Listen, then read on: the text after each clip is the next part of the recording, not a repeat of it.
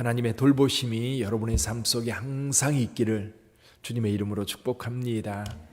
이 새벽에 일어나면서 여러분들은 무슨 생각하면서 일어나셨습니까? 오직 주님 앞에 나와서 하나님의 말씀을 들어야지, 이런 마음으로 주님 앞에 나오셨습니까? 오늘 본문의 말씀에 아마 지금 계속해서 이 아삽의 시가요, 탄원의 시입니다. 탄원. 지금 고난당하고 어려움 당한 그런 사람들이 하나님 앞에 도와달라는 기도지요. 근데 오늘 여러분들이 일어나면서 어떤 큰 문제를 안고 있는 분들은 아마 일어나면서도 이 문제를 어떻게 해결할까? 또 하나님께서 이 문제에 직접 좀 개입하셔서 도와주면 얼마나 좋을까? 오늘 또 내가 주님 앞에 나가서 구하리라. 아마도 이런 마음을 가지고 주님 앞에 서신 분들이 계실 거예요. 자, 오늘 본문의 말씀에 보면 우선요, 후렴구가 있어요. 후렴구 3절 또는 7절 19절 말씀이 거의 동일한 말씀이에요. 노래를 부를 때 후렴구가 있는 것처럼 여기서도 후렴구를 통해서 간구를, 하나님 앞에 구하는 기도의 제목을 분명하게 이렇게 표현하고 있지요. 3절 같이 읽어보죠. 3절 같이 읽어봅니다. 하나님이여 우리를 돌이키시고 주의 얼굴빛을 비추사 우리가 구원을 얻게 하소서. 7절도 그렇습니다. 만군의 여호와여 우리를 회복하여 주시고 주의 얼굴 광채를 비추사 우리가 구원을 얻게 하소서. 19절도 만군의 하나님 여호와여 우리를 돌이켜 주시고 주의 얼굴의 광채를 우리에게 비추소서 우리가 구원을 얻으리이다. 지금 이 내용을 보면 우리를 돌이켜 주시고 우리를 돌이켜 달라는 겁니다. 어떤 가던 길에서 돌이켜 주시고 주의 얼굴빛을 우리에게로 향하여 드사 우리를 구원해 달라고, 지금 이 고난에서 우리를 건져 달라고 하나님 앞에 기도하는 거지요. 그럼 어떤 상황이었길래 이런 기도를 지금 계속해서 드릴까요? 우선 8절부터 11절까지 보면 하나의 비유를 통해서 하나님께서 이스라엘 백성들에게 베푸신 은혜에 대한 이야기를 합니다. 우리 8절부터 11절까지 한번 읽어보지요. 8절부터 11절까지 주께서 한 포도나무를 애굽에서 가져다가 민족들을 쫓아내시고 그것을 심으셨나이다. 주께서 그 앞서 가꾸셨으므로 그 뿌리가 깊이 박혀서 땅에 가득하며 그 그늘이 산들을 가리고 그 가지는 하나님의 백향목 같으며 그 가지가 바닥까지 뻗고 넝쿨이 강까지 미쳤거늘. 자, 이건 무슨 얘기입니까?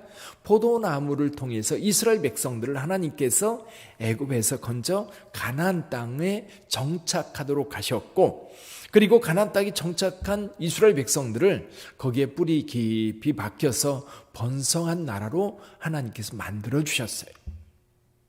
하나님께서 많은 복으로 많은 능력으로 함께 해 주셨다는 겁니다. 그런데 12절 13절 한번 보세요. 12절 13절 같이 읽어봅니다. 주께서 어찌하여 그 담을 허시사 길을 지나가는 모든 이들이 그것을 따게 하셨나이까?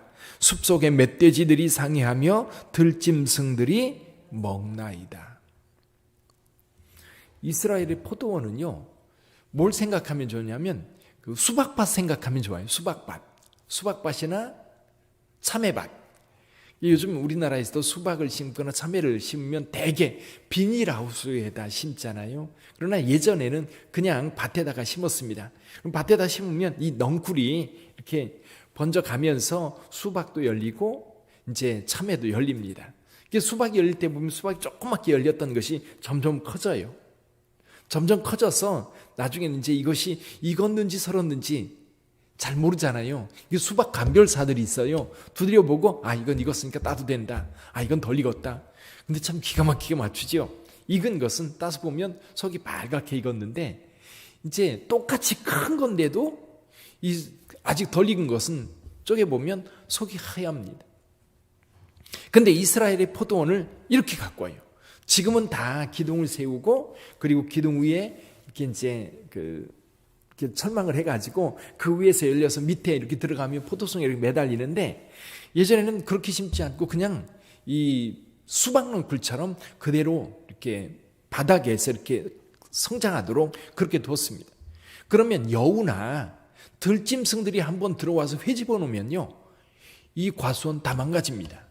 그래서 과수원을 만들 때는 언제나 담장을 치고, 그리고 거기에 망대를 세워서 들짐승들이 들어와서 헤집지 않도록 보호했던 겁니다. 근데 오늘 보니까 하나님께서 이 포도원, 이 포도나무들을 보호하지 않고 담을 헐어서 들짐승들이 마음대로 들어와서 이 포도나무를 해하도록 내버려 뒀다는 겁니다. 그러다 보니까 멧돼지들이 들어오고 들짐승들이 들어와서 함부로 포도를 따먹고 그리고 짓밟고 다니는 거예요. 이건 뭘 얘기하느냐면 이방 나라들, 특히 오늘 본문의 말씀에 보니까 아마도 아수르라고 하는 나라가 북이스라엘을 쳐들어와서 북이스라엘을 멸망시켰던 사건을 배경에 두고 있는 것 같아요. 왜냐하면 앞에 요셉이 나오고 에브라임, 므낫세, 또 베냐민 이런 사람들의 이야기가 나오는 걸 보면 북이스라엘을 가리키는 거죠. 자, 하나님께서 그 백성들을 사랑하셔서 가나안 땅에 들여보냈고 거기 뿌리를 받고 백향목, 하나님의 백향목처럼 자라도록 돌보셨다는 겁니다. 근데 어느 순간 하나님께 돌보지 않고 담을 다 헐어서 오히려 들짐승들이 와서 다 그 밭을 밟고 다니게, 망가지게 만들었다는 겁니다. 우리는 이런 질문을 할 수 있죠. 왜 그렇게 하셨습니까? 하나님께서 왜 이스라엘 백성들을 보호하는 그 담장을 헐고 들짐승들에게 밟히게 했을까요? 그건 간단하죠. 하나님을 배신한 겁니다. 하나님의 말씀에 순종하지 않은 겁니다. 하나님의 백성으로서의 정체성, 정의와 공의를 지켜가지 않고 불의를 행한 겁니다. 그러다 보니까 이방 민족들이 쳐들어와서 짓밟을 때 하나님께서 그냥 버려두는 겁니다. 그러니까 그것과 함께 주변 나라들의 조롱거리가 되었던 거지요. 6절 한번 읽어보죠. 6절 같이 읽어봅니다. 우리를 우리 이웃에게 다툼거리가 되게 하시니 우리 원수들이 서로 비웃나이다. 이스라엘 백성들은 그렇게 자랑이 있었어요. 우리 하나님께서 우리를 인도해 주셨다. 우리 하나님께서 우리를 이곳에 보내서 여기에 정착하게 하셨다. 하나님께서 우리에게 이렇게 복을 주셔서 다윗 시대 때, 솔로몬 시대 때 번성을 누렸다. 그렇게 자랑했었는데 주변 나라들에 의해서 짓밟히는 모습, 주변 나라들이 얘기하는 겁니다. 얘기하는 거예요. 서로 비웃는 거예요. 하나님이 도우신다면서, 하나님이 함께 하신다면서. 그래서 이 고통스러운 상황, 하나님께서 언제까지 우리에게 노하시는지 물으면서 탄원의 기도, 아까 읽었던 3절, 7절, 19절에서 하나님 앞에 탄원하는 겁니다. 우리를 구원해 달라고. 사랑하는 성도 여러분, 여기 구원해 달라고 기도하는 걸 보면 첫째는요, 돌이켜 달라고 하는 말씀을 곰곰이 생각해 볼 필요가 있어요. 돌이켜 달라. 여러분, 저와 여러분들도요, 잘못된 길로 갈 때 가장 중요한 게 뭐냐면, 내가 잘못된 길로 가고 있구나라고 하는 것을 깨달으면 속히 돌이켜야 합니다. 근데 잘못된 길로 갈 때 사람들은요, 어디까지 가느냐 하면 꼭 망할 때까지 가요. 심판받을 때까지 가요. 그래서 악이라고 하는 것은 중독되는 것 같아요. 중독. 그게 중독되어서 가다가 사람들은 이건 잘못된 거다. 이건 이렇게 하면 안 돼. 그런데도 불구하고 또 해요. 여러분들이 하나님 앞에 회개 많이 해보셨지요? 아마 어떤 행동에 대해서는 이거는 하다가 이건 안 돼. 하나님, 저 이거 끊게 해주세요. 하나님, 저 이거 더 이상 안 할 수 있도록 좀 도와주세요. 그래서 하루 이틀은 끊어요. 근데 어느 날 보면 또 다시 거기 끌려간 거예요. 이 도박 중독에 걸린 사람들이 그러더라고요. 도박 중독에 걸린 사람들은 심지어는요, 손가락까지 자른대요. 이건 도저히 내가 살아갈 수 없으니까. 그런데도 어느 날 가다 보면 도박장에 또 자기가 와 있대요. 자기도 모르게 끌려가는 거예요. 그래서 자기가 망할 때까지 가는 거예요. 그래서 여기 돌이켜달라고 하는 기도, 그거예요. 우리 힘으로 돌이켜지지가 않는 거예요. 특히 여러분 공동체가요. 그 머릿속에 있을 때 이 공동체가 어떤 걸 선택해서 끌고 갈 때에 이게 아닌데 하면서도 여기서 돌이켜서 나올 수가 없고 그 공동체 속에서 다른 이야기를 할 수가 없다 보니까 같이 끌려 같이만 하는 길로 가는 경우가 많아요. 대표적인 게 뭐냐, 이단들. 또 독일 같은 경우 보세요. 2차 대전 때 독일 민족 전체가, 나라 전체가 미치는 거예요. 유대인들 600만 명을 학살하고 유럽을 전쟁터로 몰아넣을 때에 물론 거기에 깨어있는 의식자들이 있었어요. 보네포라든지 칼바르트라든지 이런 신학자들은 이건 아니다, 이건 잘못된 거다, 그래서 망명을 합니다. 그런데 그 독일 내에서 그렇게 잘못된 길로 갈 때에 이 거대한 국가가 잘못된 선택을 하고 잘못된 길로 갈 때에 거기서 돌이키기가 쉽지 않습니다. 아마 여기 이 시편에서도 이스라엘 민족이 악의 길로 갈 때에 거기서 돌이켜 하나님의 의를 따라가는 길로 바꾸기가 결코 쉽지 않았을 거예요. 그래서 하나님 앞에 돌이켜달라고 기도할 수밖에 없었던 거예요.